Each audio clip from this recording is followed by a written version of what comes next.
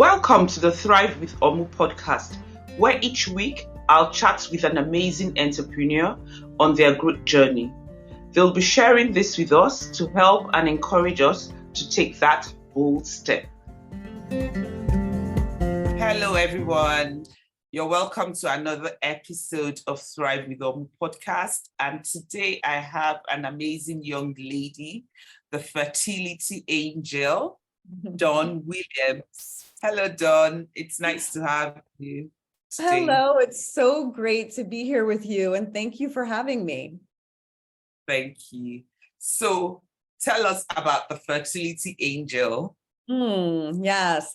Well, we all know what angel means, right? So I really, as the Fertility Angel, am really here to be able to support women, to encourage them, to guide them, to, just kind of be by their side as I support them on their fertility journey and their path to motherhood in whatever way that looks for them. It's strange. Well, not strange. I'm a bit touched that you're doing that because I had my own fair share of fertility issues, and it could be an emotional roller coaster. You're dealing with your emotions, you're dealing with the pressure from the society. And I might sound really funny, but I thought it was something peculiar to my own culture. I thought it was something peculiar to us. I didn't think other people went through that. But then again, I don't know of any woman who would not go through some sort of emotional roller coaster if she found herself in that position. Then again, speaking about being a fertility angel, do you work with people who, every woman has a fertility journey. Do you work with people who have had issues with it, or just people generally? Yeah, my main focus is people who are in the same position that I was. And my fertility journey started in 2004 and lasted for 6 years. And my specific journey was one, one in which I was not, I was one that was not able to conceive a child at all. So never was able to see that positive pregnancy test. My husband and I both had fertility issues. And we were given a 1% to 2% chance of ever being able to conceive. So not that I am not open to working with anybody along the path of, it could be secondary fertility where they've had a child and now trying to have another child, they're experiencing some difficulty with that. But my main focus was being able to help people who really, really are in the circumstance that I was in, but I am certainly open to helping people in any type of fertility journey that they're experiencing, and even into motherhood. You actually took that word right out of my mouth, because I was going to say that when you say fertility, it could actually be male. It could actually, there's that tendency to always associate it with women, but sometimes it's actually male. So when you said you and your husband, I was going to come to that. So do you want to take us on that? Briefly on that journey. How did it start? How did you discover it?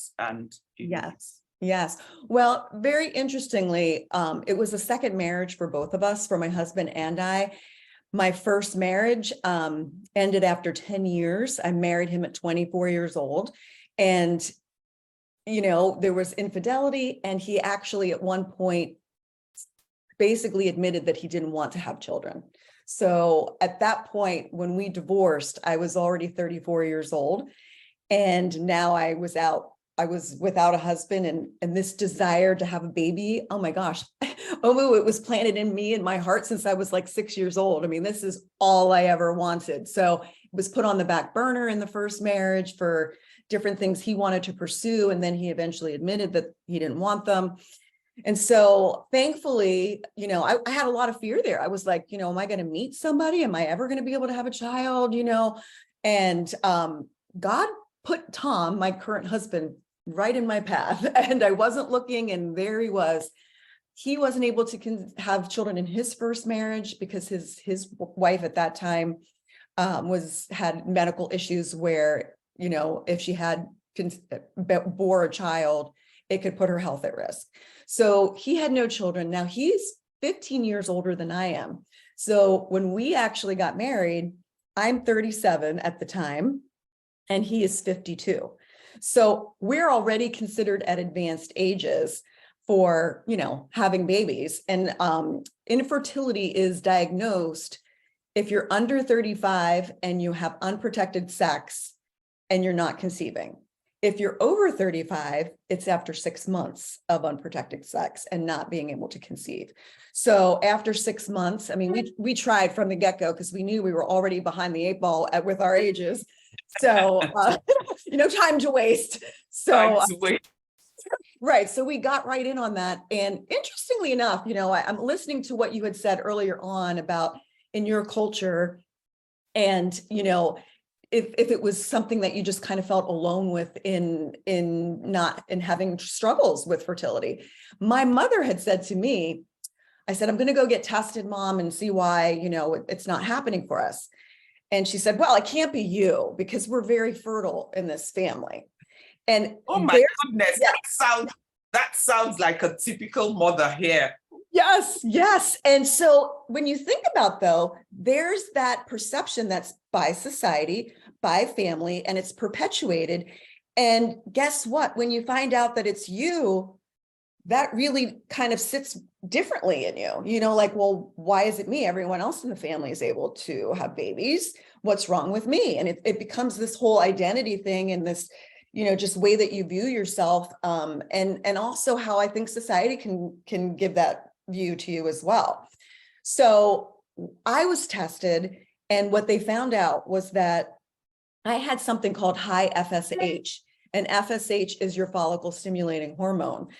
And what they determined was that my eggs were much more mature than they should be for someone my age, so that I was already very close to approaching menopause. So once again, another, we have no time to wait. The biological clock is really ticking. Then my husband was tested as well. And pretty much he had everything wrong with his sperm that could be wrong with his sperm. The concentration wasn't there. It was the motility, which is the speed of the sperm, was very slow. The shape of the sperm, it was considered abnormally shaped. So all three of those things were also affecting conception for us. So they basically at that point said to us that we have a 1 to 2% chance of ever naturally conceiving. So they recommended at that point that we go straight to in vitro fertilization, where, you get shots as the woman to basically increase your hormones so that you can increase the follicle level and increase your egg count. And that's when they also take the male sperm, and that's what people tend to know as putting it in the petri dish and hoping that there's fertilization so that that embryo can then be transferred and hopefully implanted into the mother's womb. We did not pursue in vitro right from the get-go because this was all new to us, and we were only 6 months into trying. So, we thought, let's try intrauterine insemination, which is considered IUI. They did not recommend that, the fertility clinics. They said, you've got very low chance here, and you're still only inseminating sperm and hoping that it happens with your eggs that are not very viable at this point. So we did 3 of those, OMU, and all of them failed. So from that point, we went to do the in vitro fertilization, and they had me on the highest dose of medication and hormones that they could give me. And I barely met the criteria to do the in vitro. You need to have 4 follicles. And at one point I didn't have those. And then I just by the skin of my teeth made it in under 4 follicles. So they said, okay, we can now let's go in and we remove the eggs from the follicles so that we can, fertilize them, hopefully. And out of the 4 follicles, they only retrieved 3 eggs. And the embryologist said to me, she said, I think we can't guarantee anything. She said, but it looks like we have 3 really good viable eggs and we have 3 good sperm. So I'm very hopeful. At the time, I was working as a elementary school counselor in a school district, and I got a call the next day, and she said, I'm so sorry, but we could not get the eggs to fertilize. There was so much devastation at that point because, like, we're putting all our eggs in one basket here. It's a very expensive process. It's a very emotional process because you're constantly going in to get blood work done, and they're doing ultrasound. The hormonal injections. Exactly. You're giving yourself shots, and that's affecting your moods.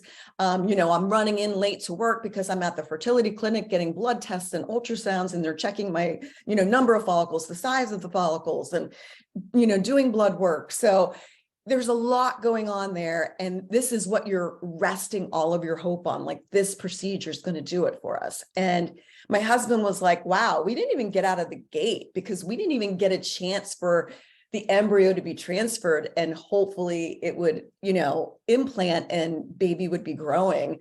And he's like, now what? So they said, you know what, your only hope at this point, since we had you on the highest dose of hormones, is to go with an egg donor.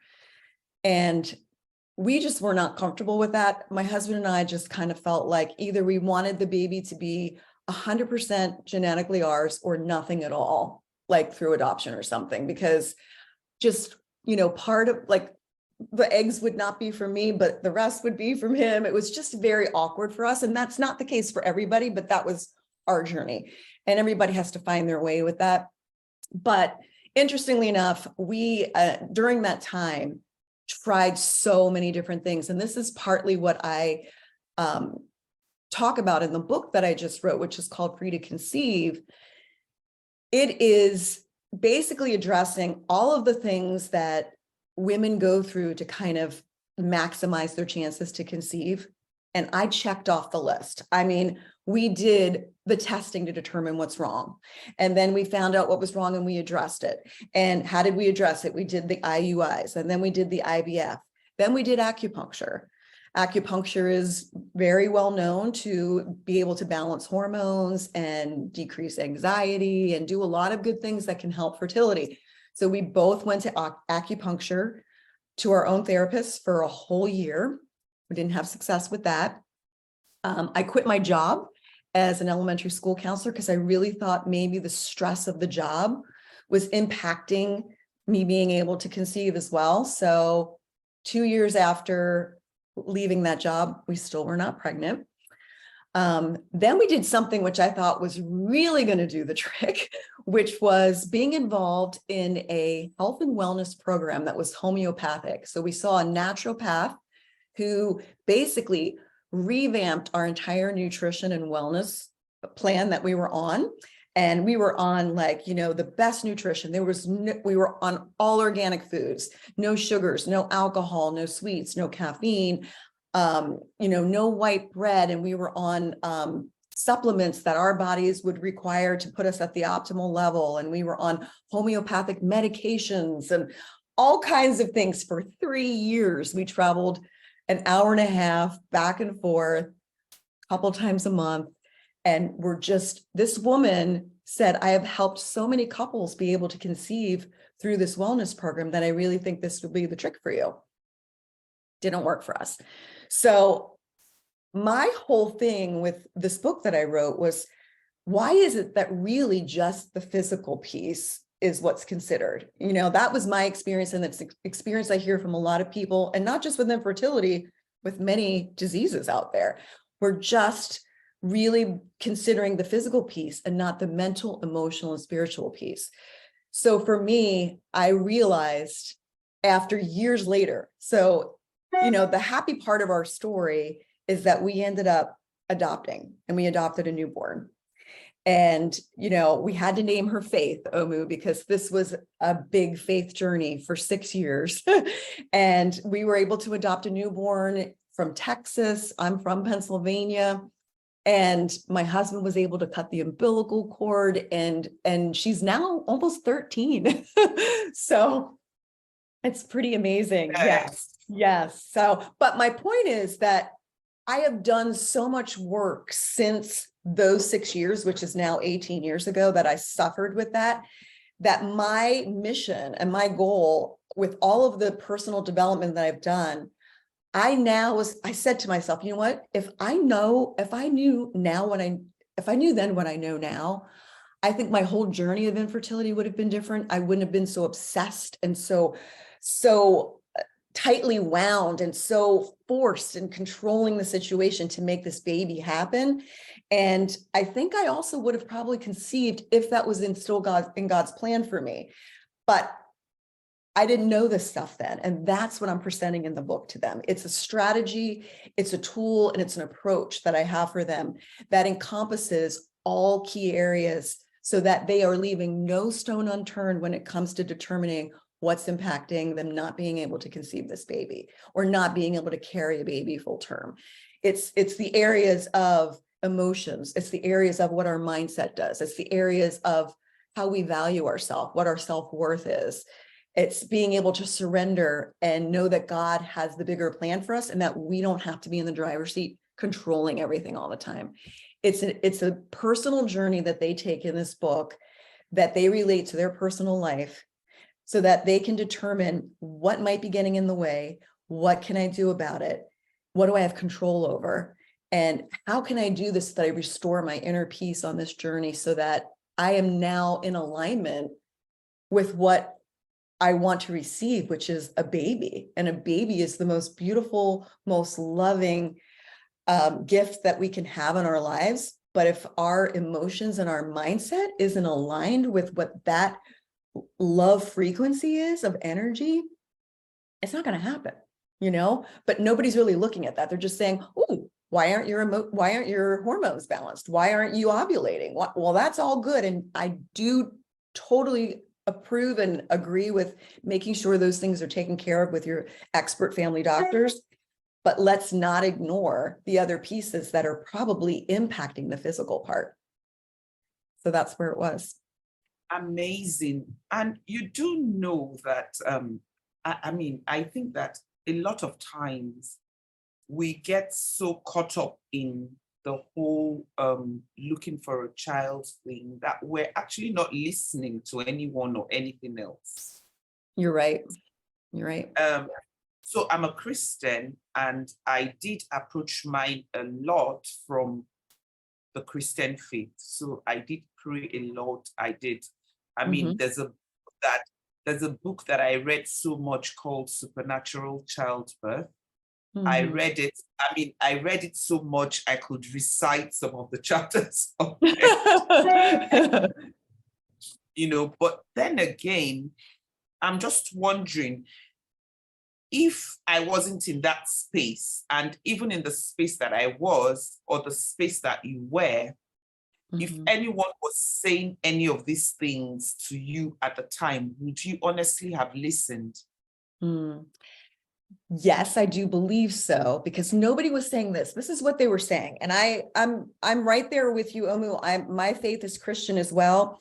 And when you look at the checklist of things that I did do, I had two prayer groups that were regularly praying for this baby to happen. And I had scriptures from the Bible that I declared, and it was part of my morning and afternoon and evening routine to truly believe those scriptures. And that's what my prayer group was saying. They said, Dawn, you can recite these scriptures, but you need to absolutely believe them without any doubt.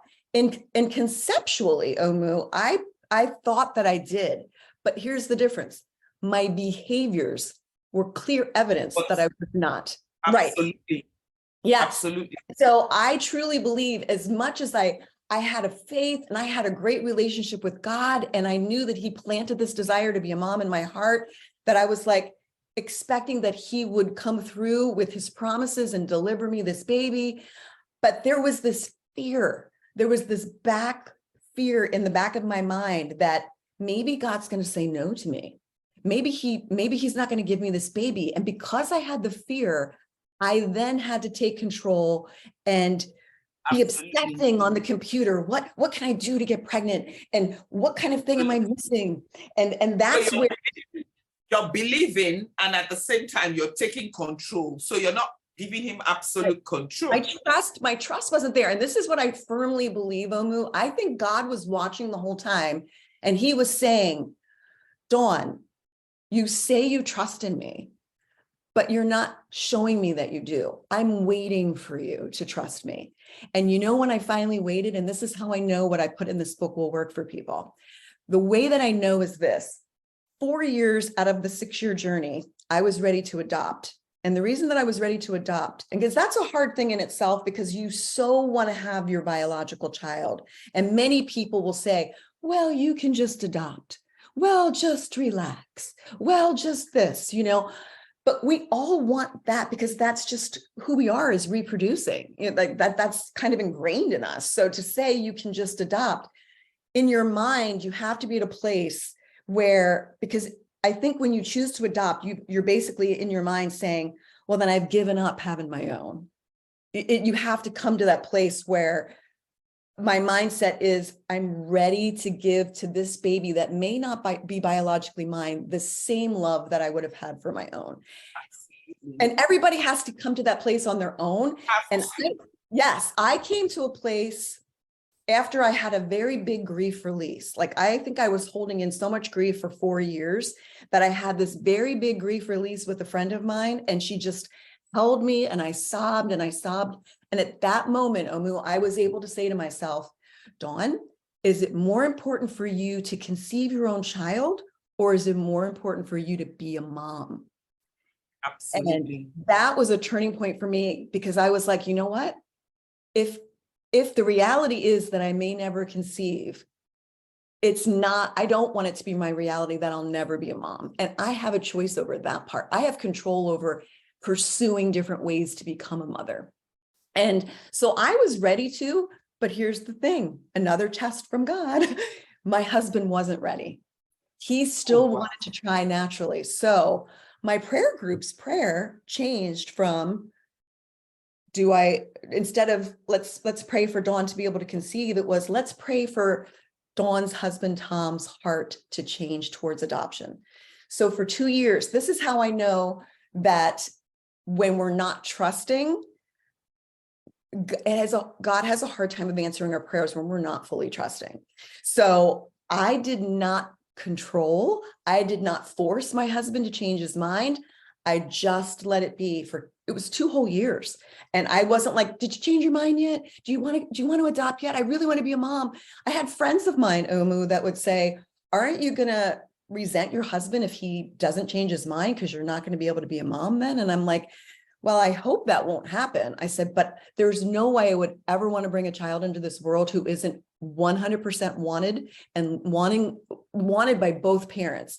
And 2 years later, this is the honest truth, I walked into the house.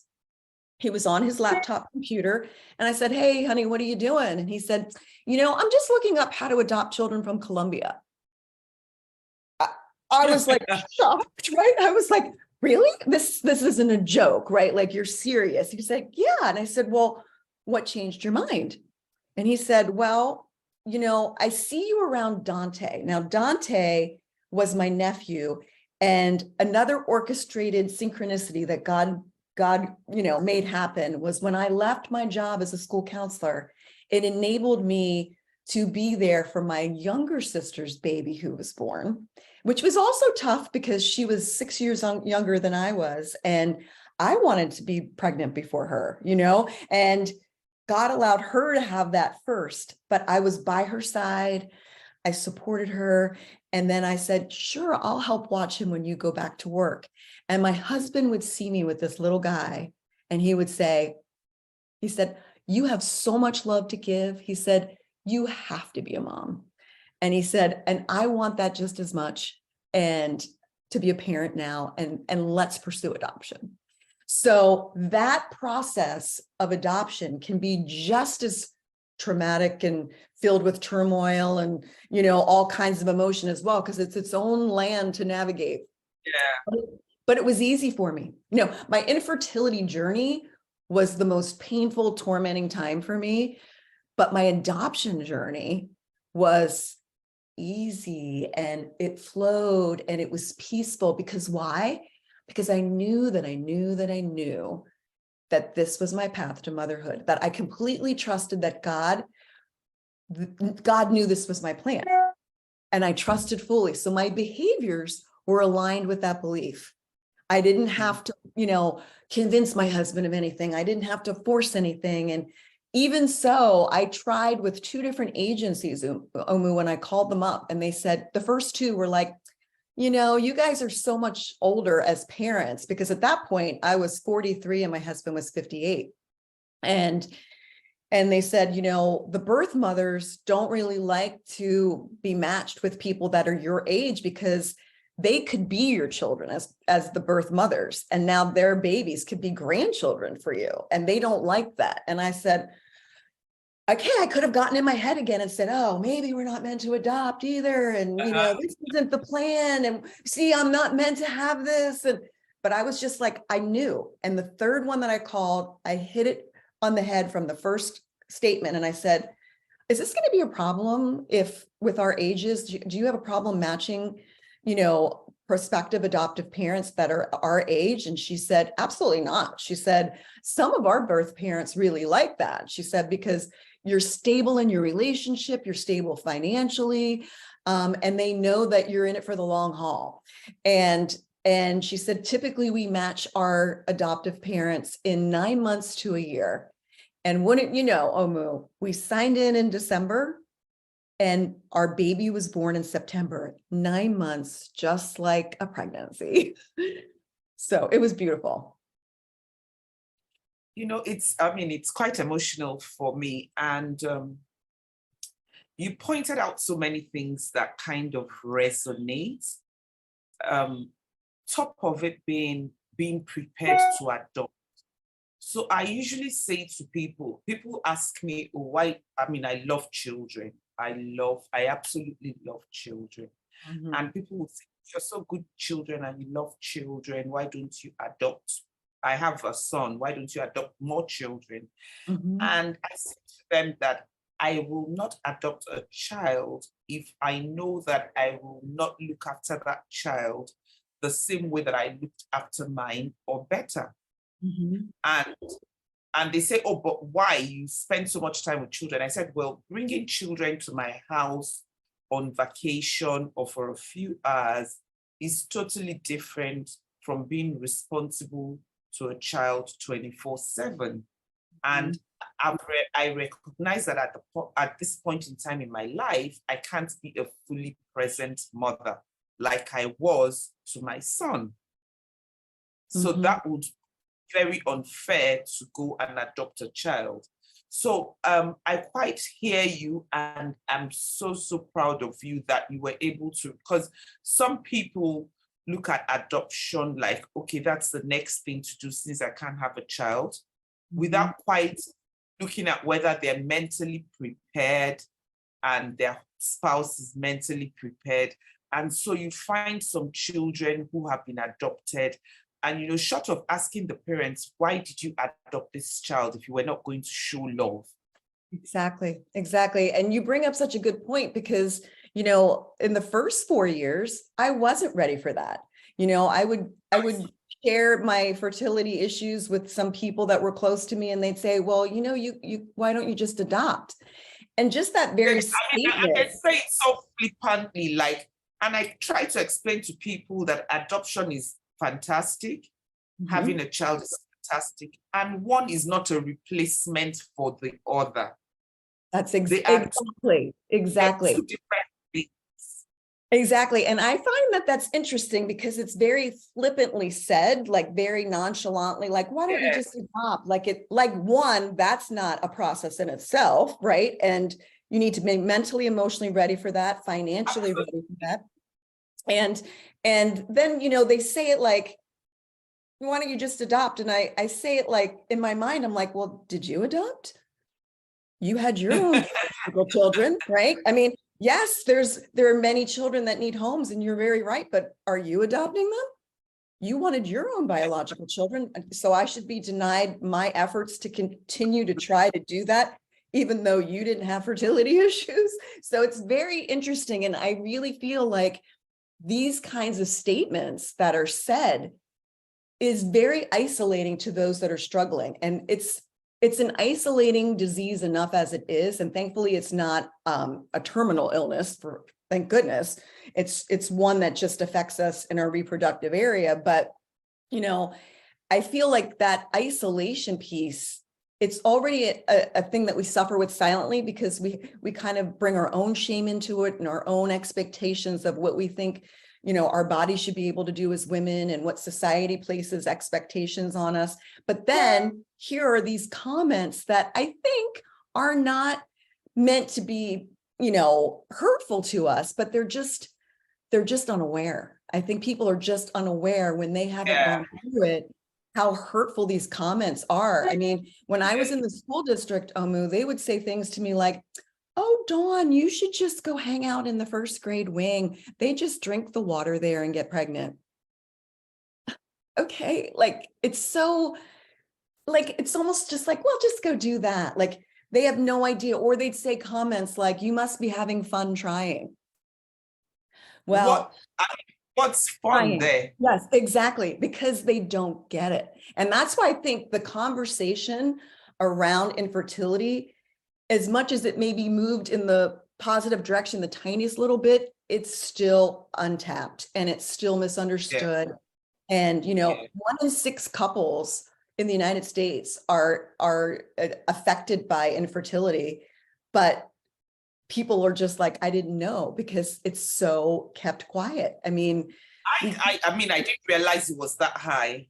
Mm-hmm. Yeah, 1 in 6. And, and interestingly enough, the Black community is higher infertility rates. And that isn't a known thing either, and I just feel like that they may also have the shame because of what cultural expectations are for them, and it's just very, very, misunderstood across the board. Wow. Dawn, I've had an amazing time talking to you, and I'm definitely going to have you back.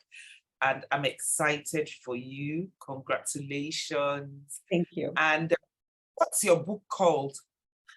Should I show it? I have this right here. There it is. It's my pretty purple. It's called Free to Conceive. And it's free to conceive how to reclaim your fertility and restore your inner peace. I would love to read it. I will love to read it. Is it on Amazon? It is on Amazon, yes. And there's Kindle, paperback, hardcover, whatever people prefer. Awesome. I'll look out for it. Thank you so much, Dawn. Thank you. I really love having you here. I appreciate it so much. So guys, I've just finished chatting with Dawn here, and it's been an amazing time, a little bit emotional. You can watch it on our YouTube channel as usual. I would want you to watch it so you see a copy of Dawn's book. We'll put it in the chat so you can also look out for it on Amazon. And Dawn, do you have any parting words for my guests? The only parting words I would really say is, the perspective that we have on infertility when we're going through it, it's so, ingrained in us and so negative, and it just basically consumes our life because we're so focused on making that happen. And I just want people to know they don't have to do it alone if they need support. I do have a website. If you had mentioned earlier, I'm the Fertility Angel. So my website is called Your Fertility Angel. So the book takes them very deep into making this a personal connection to themselves. But if people sometimes need that little extra to just kind of help them see what maybe they aren't able to see in themselves, just know that I'm there for you, and I offer a free consultation so you can see if we're a fit and if you want to do anything further. Hugs, virtual hugs, Dawn. Hugs to you too. Thank you so much. Okay, guys, I'm out. Thank you for listening to today's episode of Thrive with OMU Podcast. This is your host, Omu Obilo.